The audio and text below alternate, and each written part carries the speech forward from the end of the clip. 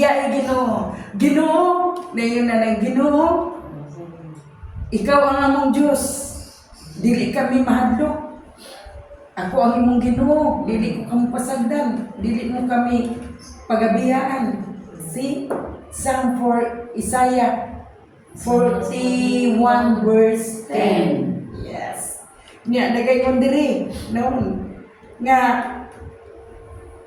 ang Ginoo mo'y kahaya, ang pulong sa Ginoo mo'y lamparahan sa atong mga tiil o kahayag sa atong mga agianan. Nga, unsa din consider nato kung padayon ta dili ta mo stop sa pagkaton sa pulong sa Dios sa Proverbio gaponday kapitulo 18 bersikulo 15. No? Unsa day tawag sa mga tao nga nagpadayon sa pagtuon sa pulong sa Ginoo? Proverbs 18 verse 15. Panungtinon 18, versikulo 15. Versikulo 15 sa kapitulo 18. Nag-inscript kini sa babae lalaki. 15. Versikulo 15. Ang mga taong maayo panabot gusto ug andam kanunay nga makakaton.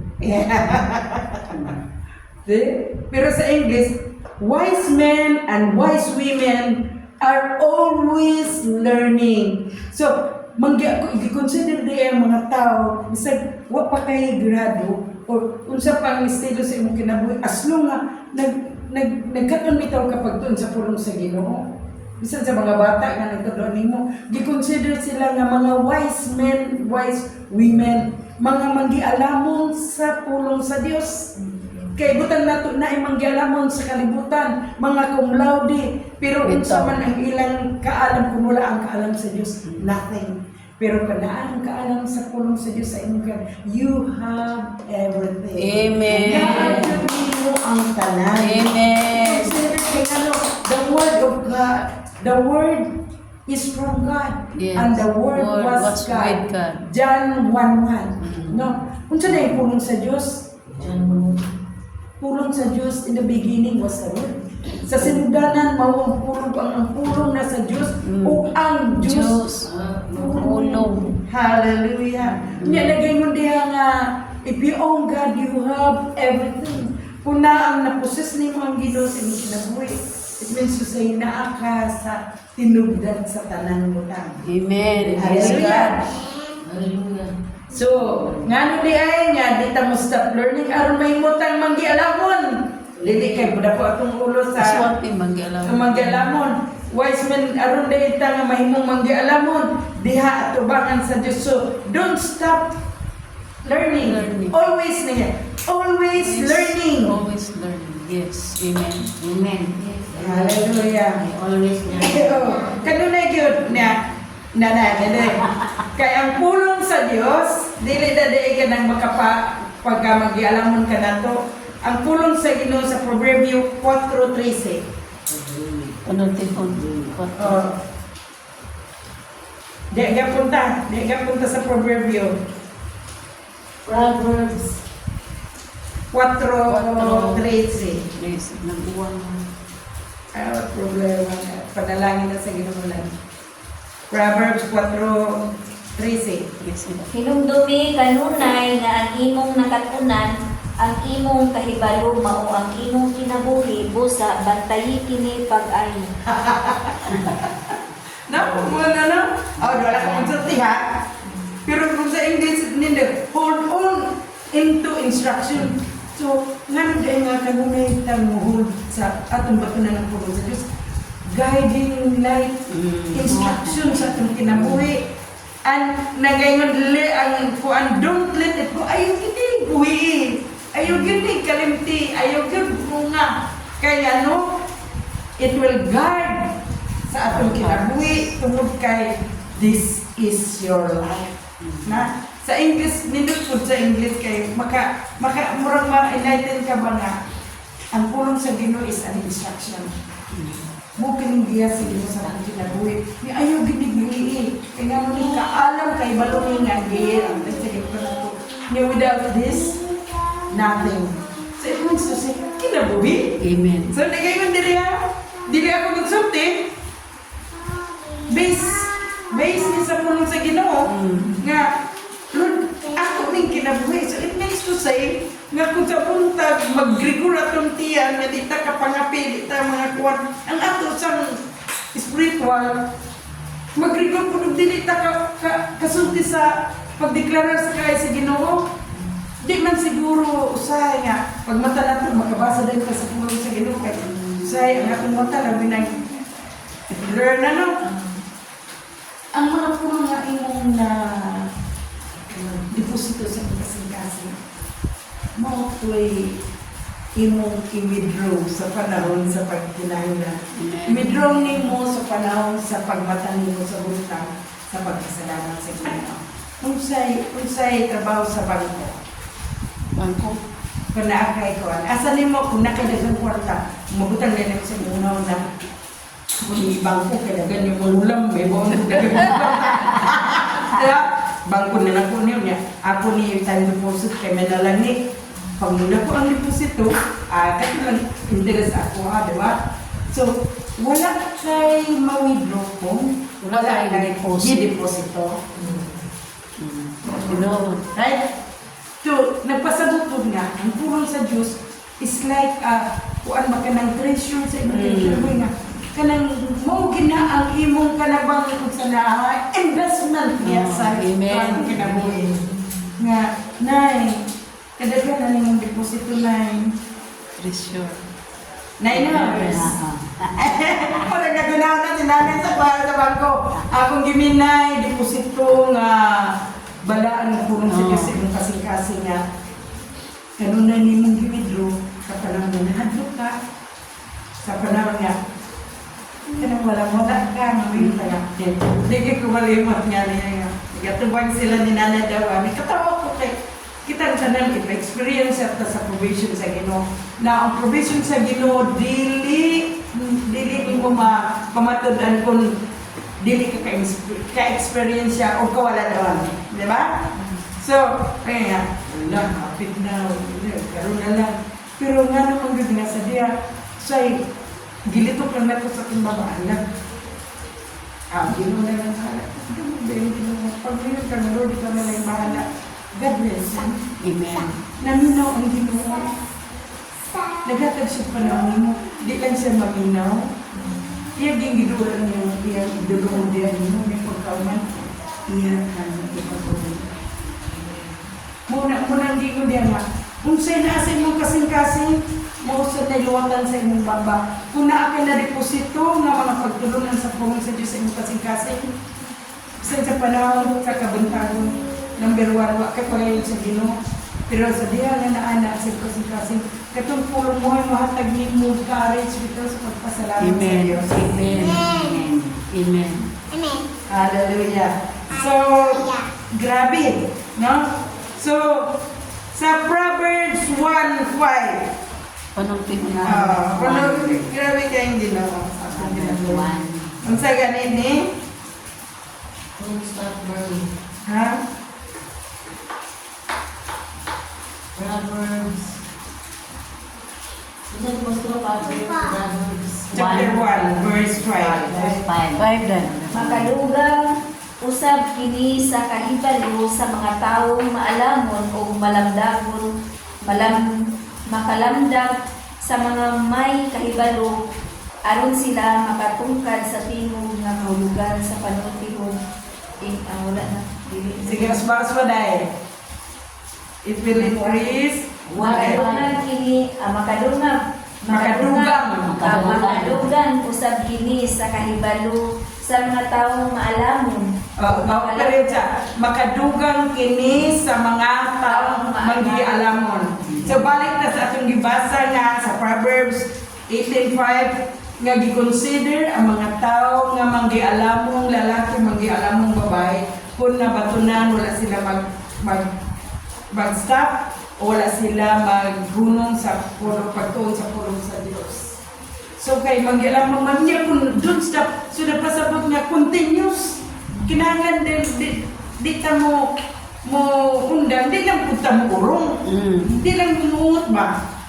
Wala ko pasuran, nagsip ba mo, pero unya na, murag ungot ba? Pero ang lipot ka sabot diya, nga kung nakabatol ka ang pagtuon, ang pagkatol sa pulong sa Diyos. Bisag hinay, basta kanunay. Ni ang pulong sa Ginoo, nagayon diri nga, kung gusto nimo nga mapadayon ang imong manggialamon, diya sa tubangan sa Diyos, don't stop learning. Continuous learning, nagpasabot nga mapadayonon nga pagdiscovery sa gahom sa Ginoo. Right? Kaya the more nga mukaton ka sa pulong sa Dios, the more nga imong discoveryhon ang pulong sa Ginoo pagbasa sa Biblia, the more nga makaibalo ka unsay kinatubok ang plano sa Ginoo sa matag usa nato nga kinabuhi. Amen. Amen. Ayun mo ana. Nga sa diha, the more nga nagkaton ka sa pulong sa Ginoo, the more nga ma-enlighten ka ba? Is a light good. Kaya mo'y mulamdag sa imong nauna, mo'y buhatag ka nimong pagbati nga gigod mo gid ko sa Ginoo. Amen. Praise God. Nya plus gaw pagit sa Balang Espiritu Santo nga munta ko bil ba sa imong kasing-kasing nga Yes. bisan sa panahon nga wala na ko karon naguli ko. Ang pulong sa Ginoo mo is kanang once nga ma-deliver mo gawas na ni nato no atong gidkat na pag na-receive na nimo sulod sa imong nauna kasing-kasing dili na mo gawas na walay katuyuan. Naagid siya purpose niya sa insaktong panahon katong mga pulong nga imong nadugat i-work out ko sa Ginoo sa imong kinabuhi. Or it might be mahimo tong instrumento nimo sa pag-share ngadto sa uban. Amen. Amen. Di ba, Nels? Di ba? Muna na nga, muna ko ano mo nga, hinumduman ko niya, remember ha, pag nabatulan, nga namang gialam mo man, tungod kay ang Balang Espiritu Santo, sa diya nga nadunggan yung mga pulong sa Diyos, niya, sincero ka ba nga imong gidawat sa imong na nagkasing-kasing, mo ito'y i-work out sa Balang Espiritu Santo, nga sa panahon nga, in times of need, sa panahon sa pagkinahanglan, mo ito'y mo work out ang gagamiton sa Ginoo, pinagi sa pulong nga imong nabatulan. Amen. But before that, kanang pulong nga imong nadunggan, iya na pamatunan, pinagi sa pag-experience niya kung unsa ang pulong sa Diyos na magapangyog sa imong kinabuhi. Nga mahimo dahil living testimony. Yes. Hallelujah. Hallelujah. Praise Di ka God. magayon nga. Maayo ang Ginoo kung wala ka ka-experiences ka sa Diyos. Mayon ka nga. Simba dito oy kay nindot kay ilang simba niya. Nagkasimba na ka. Wala pa. Dung-dung. Ugra. Adi na. No? So, sa ito pa, efektibo ang imong pagsulti kung sa kayong Ginoo sa imong kinabuhi. Kung imong na-experience yan. Yes. So, learning experience is effective kung imong na-experience yan personally ang mga butang na imong nakakunan. Amen. Amen? Praise the Lord! Ako gani mismo, every Thursday, na-bless din ko kay Hallelujah. Ako mo sa ginawa ko nito doon yung hasta ko nakakataon. Muna ma-challenge ko, may ko ni Pastor, Apa, ayaw gagawin ang schedule sa Thursday. Huwag nanatay lang yung Bible study kaya yung Thursday, discipleship na nako sa akong mga ladies. Mga ladies, iwan mo babayo na ikapat ka hangin. Salamat sa Ginoo, no? So, again, there is a last sa Joshua. Kung sa Deni, Joshua 1:8. Kani, Joshua 1. gag-encourage yun sa Ginoo ka na to.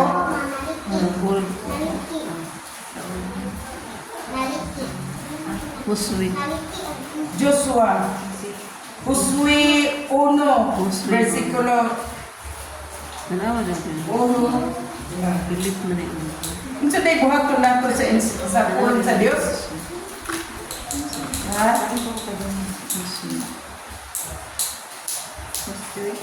Nanawa na yun. Oh, just puswi. 117. Okay. Ilang ka nagkatong pa lang siya.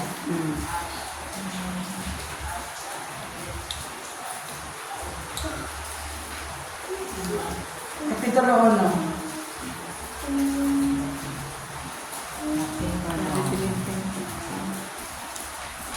1. Ganun di ka mo start learning ikalong or verse. Ito yung versikulo, pastora. Joshua 1:8. Josue 1:8. 8:8. Versikulo 8. Versikulo.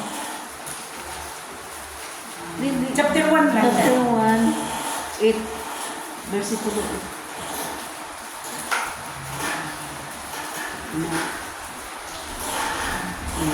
Ayaw gayud kalimti ang basahon sa balaod. Kinahanglan nga tun-an mo kini adlaw o gabi o pag kinabuhi sumala sa tanang hasulat niini o mauswagon ka. Amen. Nagdadag ka uswagan no? Prosperity ang pagtuon sa pulong sa Diyos, pagbaton sa Word of God. So ayaw kayo kini o ikalimtin, niya nagayon diri, meditate, pamalandungi kini sa adlaw o sa gabi. Tuni kini sa adlaw sa gabi. Instead nga, mas taas tagtayo sa atong Facebook, sa magkanato sa mga reels, sa ibubayan ni kaaway sa mga tao sa kay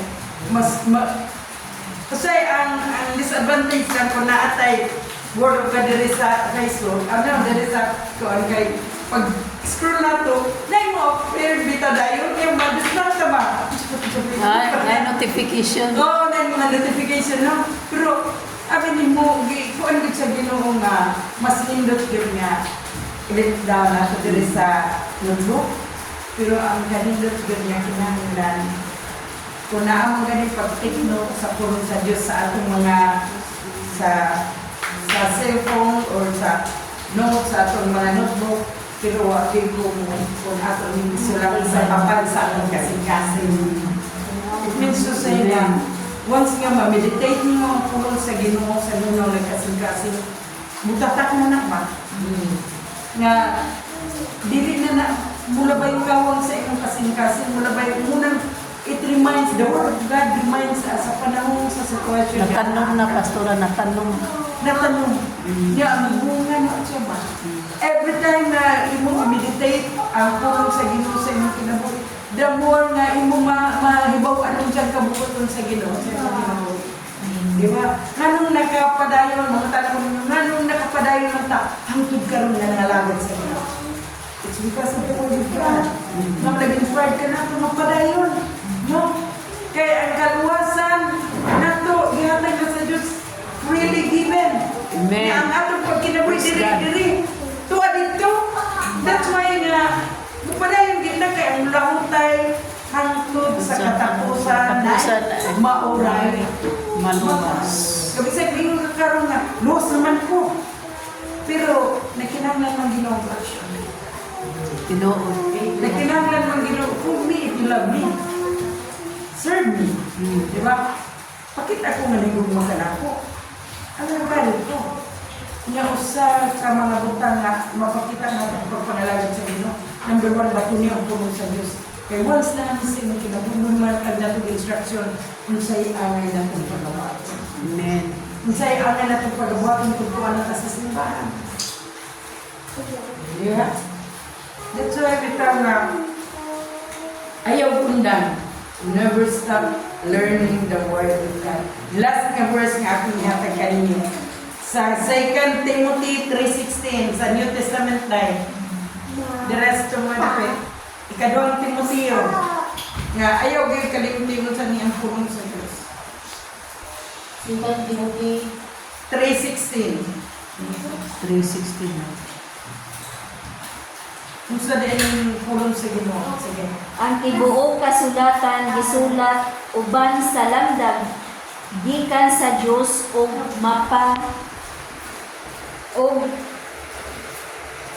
mapuslanon alang sa pagtudlo sa kamatuoran Tudlo sa kamatuoran, mapuslanon, mutudlo sa kamatuoran. sa pagbadlong Yes, sa pagbadlong, sa pagsaway o sa pagtudlo unsaon pag kinabuhi nga matarong. Yes. So, di naman siguro na natin explain mo. Klaro naman kayo. Muna nga, di dapat dahil sa normal yun yung sa mangigo mo sa pastor. Pero kung ang iyong pagdungog sa pulong sa Ginoo, biblical, nagpasabot na, itudloan ka sa Ginoo. Kung sa iyong pagsabot, isaway ka, it means to say nga, na ay nakitaan ang Diyos sa inyong kinabuhi nga, kinangan tarungon sa Ginoo, kinangan sa pagsaway.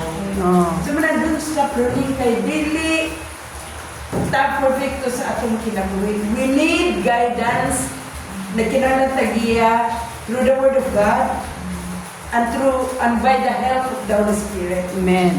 Ayaw ginanigwad ang Balang Espiritu Santo kay Usay. Sa tawanan nato mo inatanga, ini ang hipay mo sa Ginoo. We have limitations mo, na atay limitasyon. Nga gibutang sa Ginoo ang limitasyon sa tao aron makatawag ta sa Ginoo. Kaya diha sa limitasyon, diha mo pakita ang Ginoo gamon kung sa unta niya pagtama. Aron mahimutang, mataro, Amen. sakto, haon mo sa kabubuot pang sa Diyos. Amen. Praise God. Pagkatanginan ba yung tanan? Nindot kayo ang Amen. study room. Nakaton sa Inani mi diri kuan nakaton ko pastorasan. Ah, salamat sa Ginoo. To God be the glory. So, ingon na ang ako nakakaton sa ko. Nakakaton po ko tungod kay ang pulong sa Diyos wala may gipili. Ang mga pastors nagwala at the same time nag-correct po na sila. Gi-bless po. Kuan man ang kaya mong po nga kamuray na bless nga kami wala. So, ang tanan di panalanginan pulong sa pulong sa Diyos. Amen. Tungod kay ang pulong sa Ginoo is the source of strength, the source of hope, and the source of life. So, overall impact, the source of everything. But if you have God in your life, you own everything through ka sinagis sa Ginoo. So, ado na may mga pangutana. Alam ko sa mga pangutana. Klaro ba ang aming pagtuon, pagtulog sa